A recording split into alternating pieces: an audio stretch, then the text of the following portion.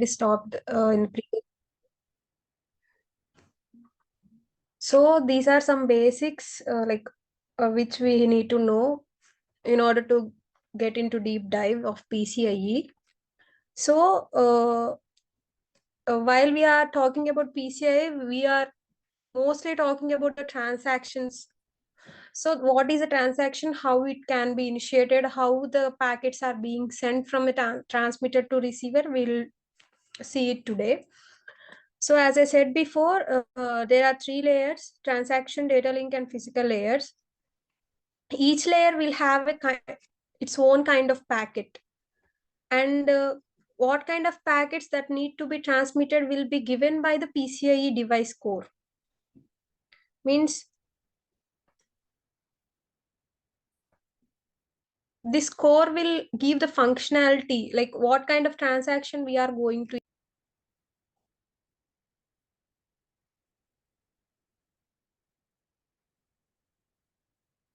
So shall I start?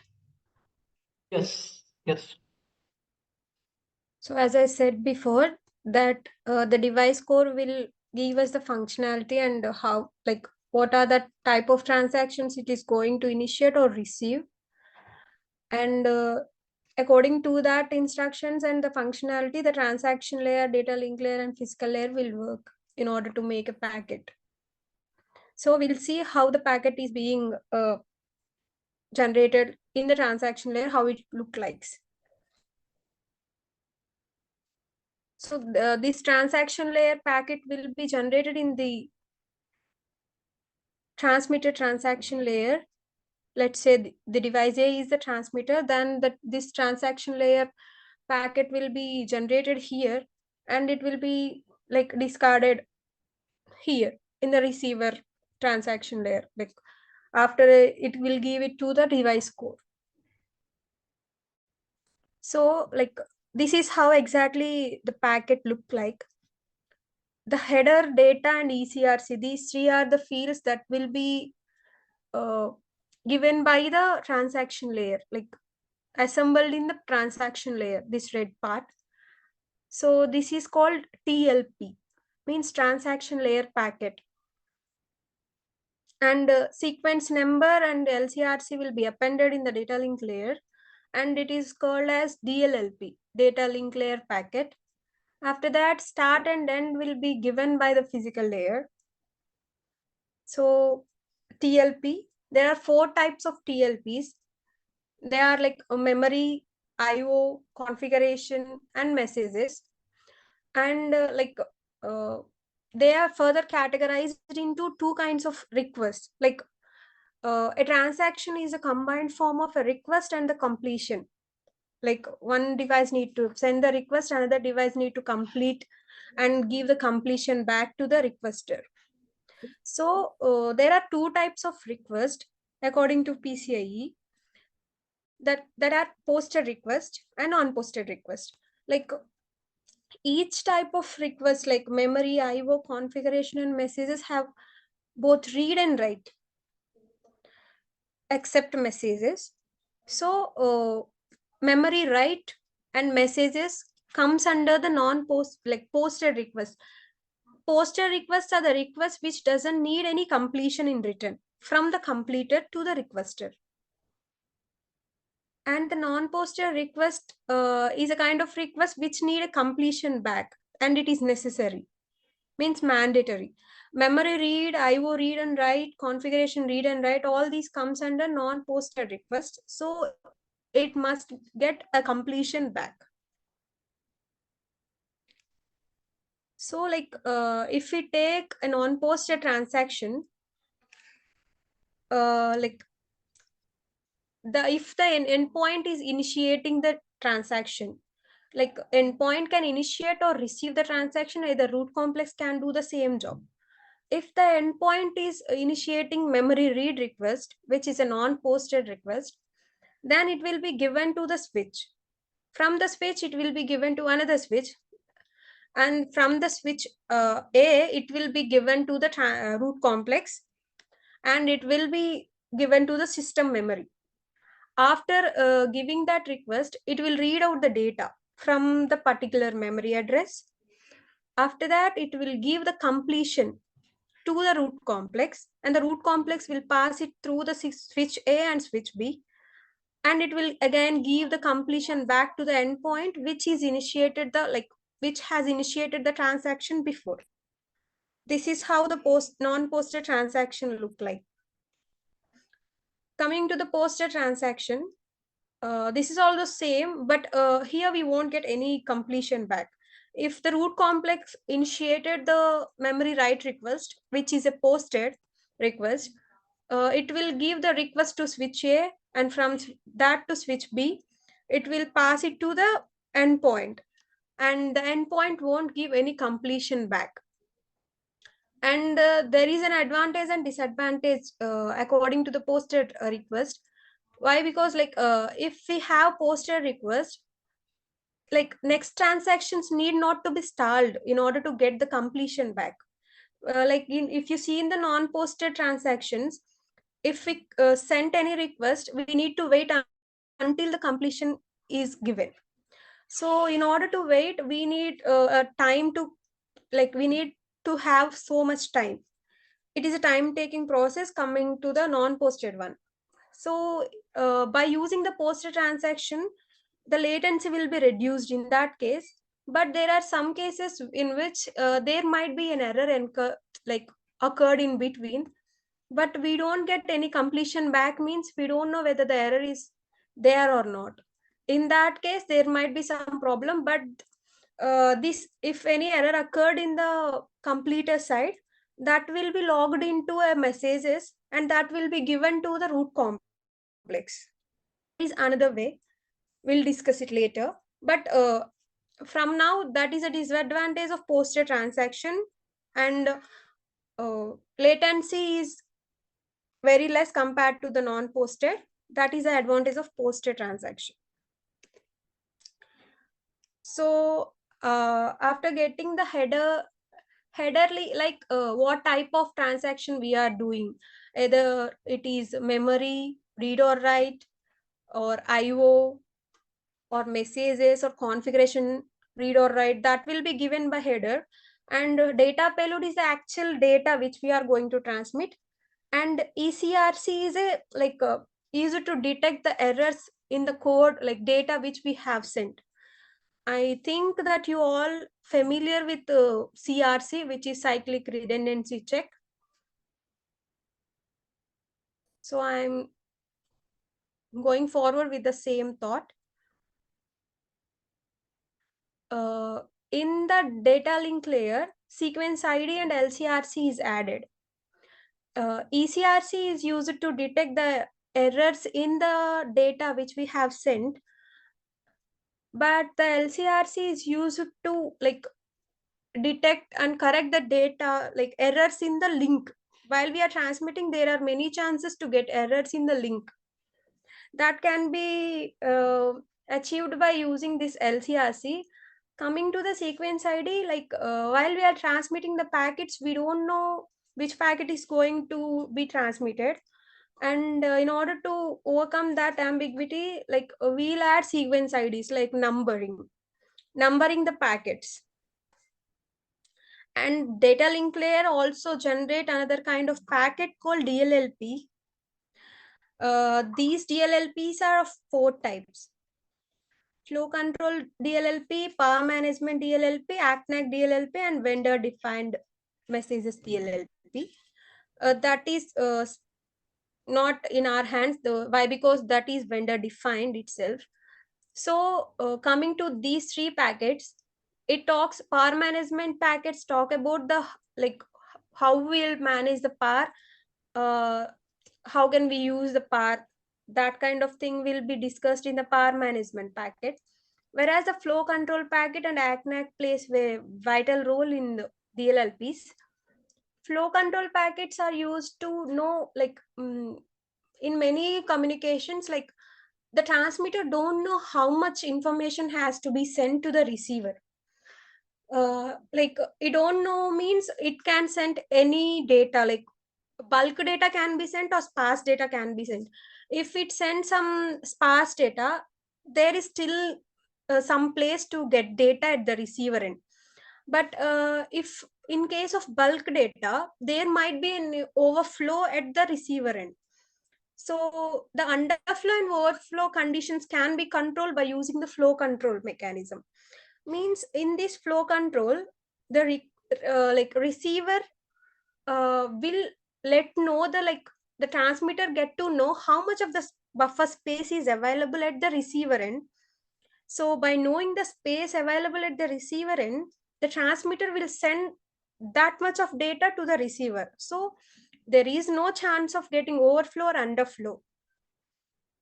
And coming to the ACNAC mechanism, we have sent our data, but we don't know whether it is sent correctly or not. So if the requester is sending some data uh, through the PCIe devices and it reached the completer will let know the requester whether the data has been reached the completer correctly or not. It will give ACK if the data has been sent correctly and there is no error in the data which it has been sent. And it will give an ACK, means there is some issue with the data or an error being erased in the data while receiving. In that cases, the completer will give a NAC to the requester.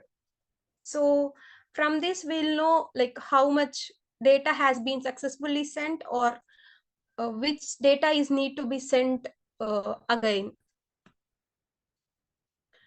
In coming to the physical layer, uh, in the physical layer, we'll add some framing tokens like start and end to the packet, like from where the packet is going to be started and at which point the packet is going to be end.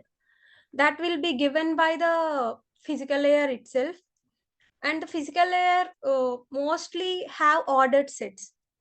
They'll be used for LTSSM. That is another kind of mechanism which need to be seen further. That mechanism is used to initiate and train the physical link between the two devices. There we'll use the ordered sets. And that link training, initialization, and all those can happen in the physical layer, which is a crucial part of PCIe.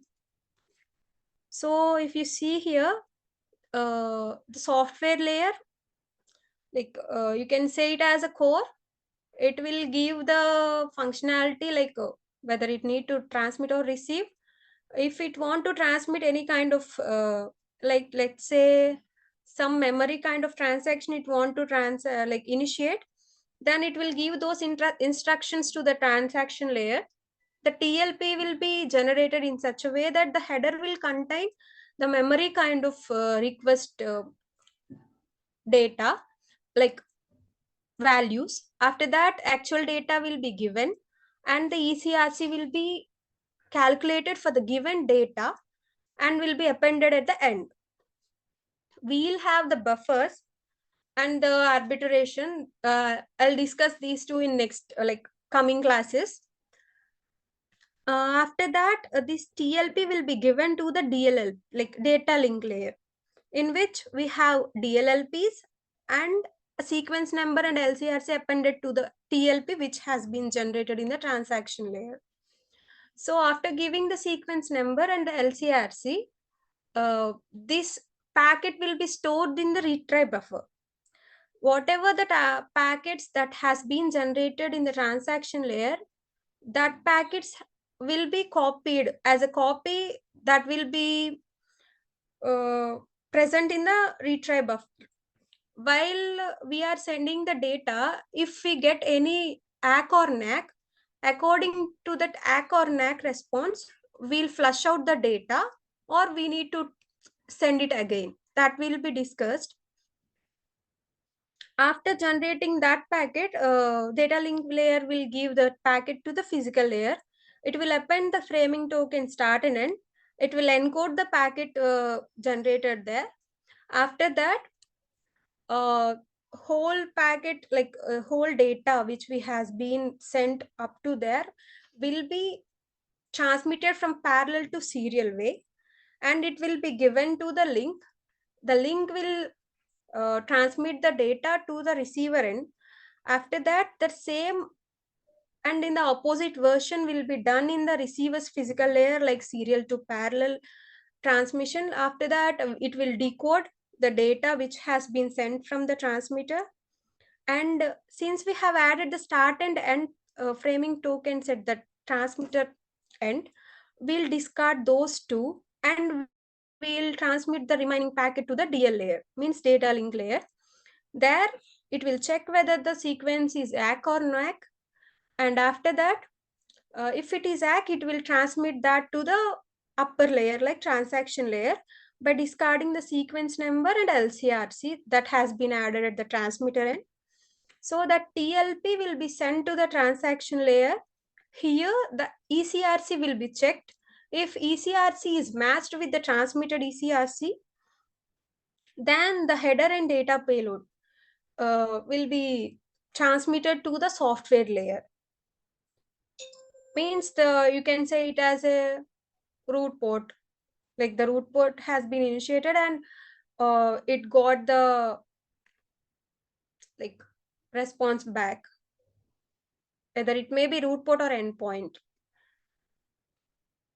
This is how the whole PCIe flow will happen. So do you have any doubts up to there? Or want me to repeat anything? And there are few things I need to discuss is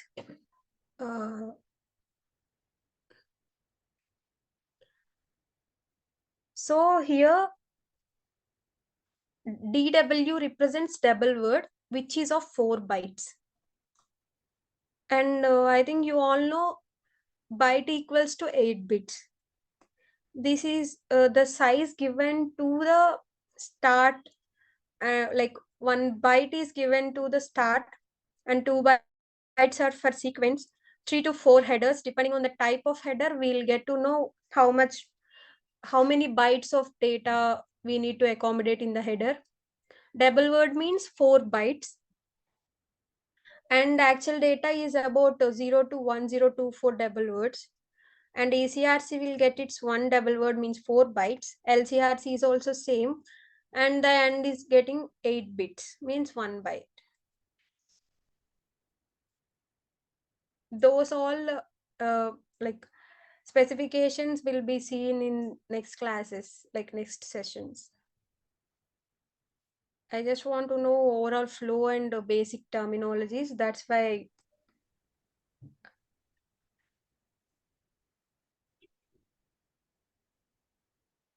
So is there any?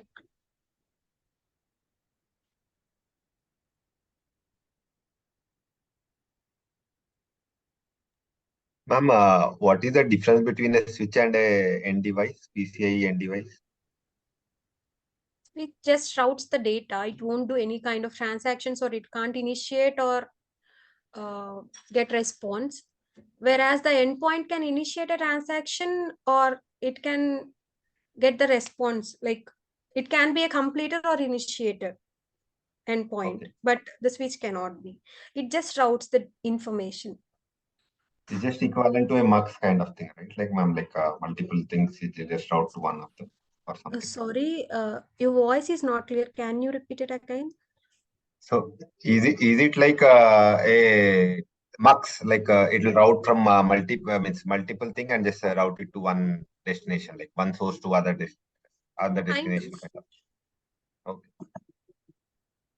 Is it that simple, ma'am, the switches, or like it will have its own like physical layer and all that, all the 4 layers will be there? Yeah, like switch also has its own layers, but it won't do any kind of modifications or anything to the data which has been given. Like as you can see here, switch will also have 3 layers in it. In the transmitter end, it has 3 layers, and it is receiving from the upper layers, like upper device. You can say it as a root port. Then Wait a it minute. will also have all the 4 layers, right, ma'am? Like the transaction layer, the data link Yeah, layer, it and will has 3 layers layer. in it. Okay. But it won't modify any data. Okay. Okay. Thank you. Is it over? Yes. Okay, continue. Okay, last time someone asked about PCI slot, right? Yes, ma'am. Okay, we'll show.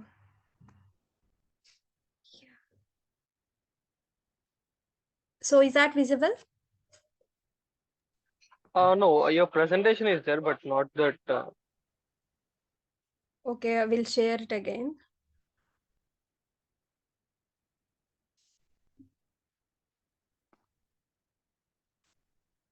So is that visible?